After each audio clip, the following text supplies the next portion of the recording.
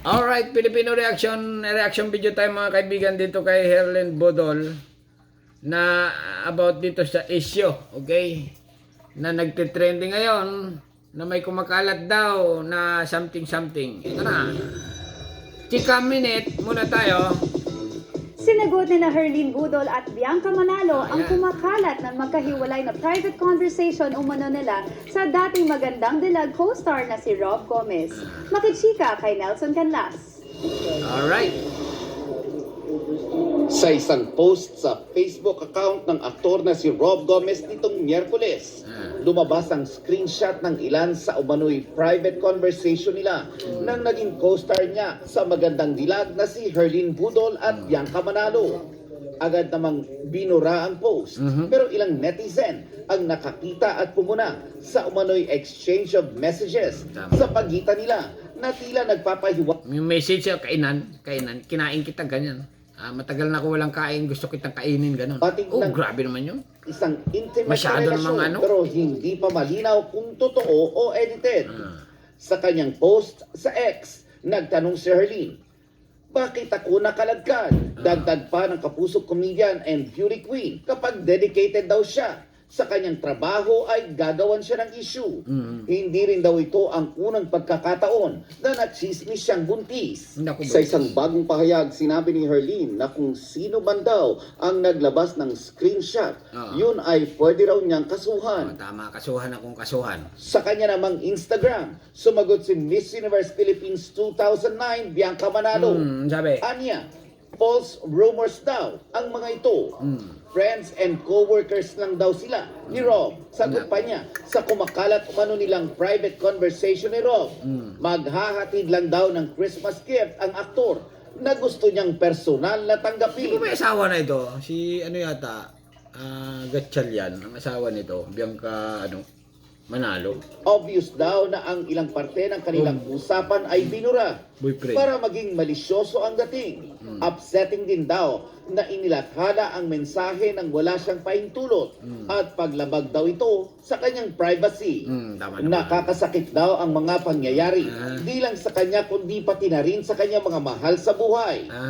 Sana daw ay matapos na ang kontrobersyang ito para ma-enjoy na niya ang bakasyon Pasko. niya. Ay, nako. Ang mga artista, walang katapusan niya. Mga showbiz na yan. Okay, huwag ka nang Sama masa. ang kanyang pamilya. Sinusubukan pa namin kunin ang panig ni Rob.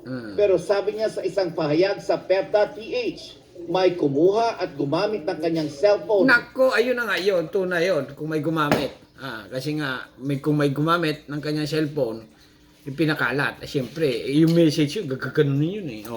Nang walang consent noong Miyerkules at nag-post sa kanyang account para palabasin siya ang gumawa nito. Nadamay daw ang kanyang mga... Nako, may gumamit siyang ibig sabihin, pinagamit mo ang private cellphone mo sa ibang tao.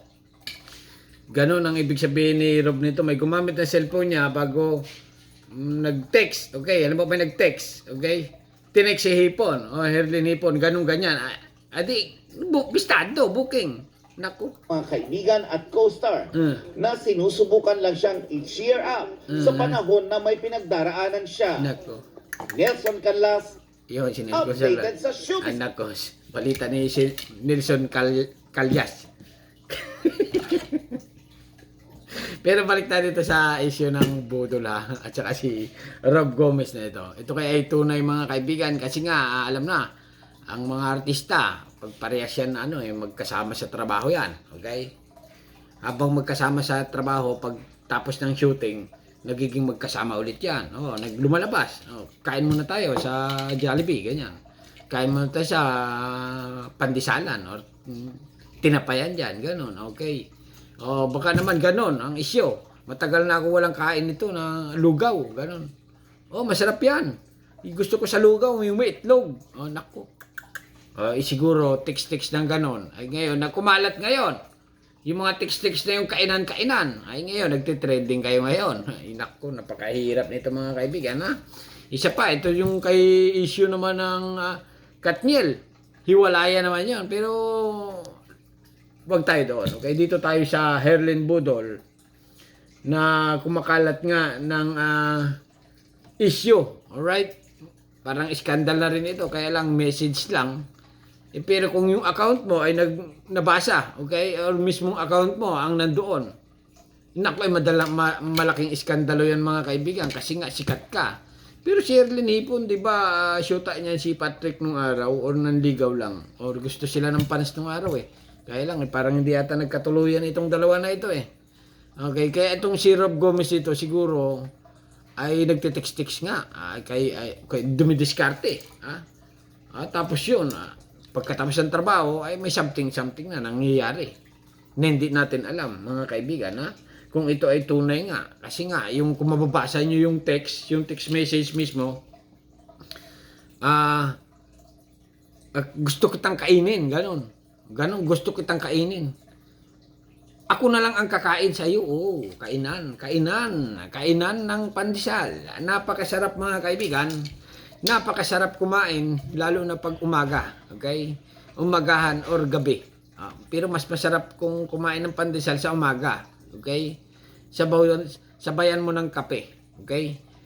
Siyempre, iti-text mo 'yan. Masarap kumain ng kape. Tapos may lumabas pa yung pregnancy test. Na parang positive yata. Ano ba yung mga issue na ito? Ang dami nito, Erlyn Budol, sinagot ang mga issue, binabato sa kanya. Live interview, Erlyn Budol, umami na. Grabe naman ito. Umami na agad. Bianca muna nagpaliwanag. Kasi nga itong balibalita, si Rob Gomez daw na ito. May asawa na talaga ito, okay? Kaya lang si Erlyn Budol, dalaga. Yan ang mga mahirap mga kaibigan. At ito pang issue niyan, nagpakalat yung asawa. Nagselos siguro. Ay, natural magsiselos yung asawa. Ay, siyempre, ang asawa, ganyan, kukunin yung cellphone, gaganon. Di ba? Ay, titext niya, ay, ganon, may relasyon pala kayo ni Erlyn Hipon. Ito, ipakalat ko ito ngayon. Bistado ka na ngayon. Siyempre, tanggi-tanggi mo na. Pero, mahirap din naman paniwalaan ito minsan. Kasi nga, alam naman sa social media, 80% puro fake. 100% ng sa social media daw ngayon ay puro fake. 20% daw yung real. O sila lang yung real. Sila lang sila yung real, okay? Yung iba fake. Ay ako, real ako. Kasama ako sa 80-100%, 20% real tayo. Kaya nag-reaction lang tayo dito eh. De real tayo. Sila fake yung kumakalat, okay? Pero itong Erlyn Budol na ito, mukhang real na real ito mga kaibigan, sa tingin ko, Kasi nga, ito si Erlyn Budol, pag nakita mo to sa personal, may in love ka dito. O ganun nga, nakilala ito ni Rob Gomez. Si Rob Gomez, may asawa na siguro, makita niya, magandang dating ito ni Erlyn Budol. O ganun, ang text ni Bianca Manalo, mambababae ka na naman, sino naman babae na bingwit mo, ganun. Ngayon siguro, si Erlyn Budol, ang naano na ito, ngayon, bahala na sila mga kaibigan. Basta yun ang issue nila ngayon. Bahala sila sa buhay nila. Hanggang dito na lang at Filipino Reaction. Nagre-react lang tayo dito.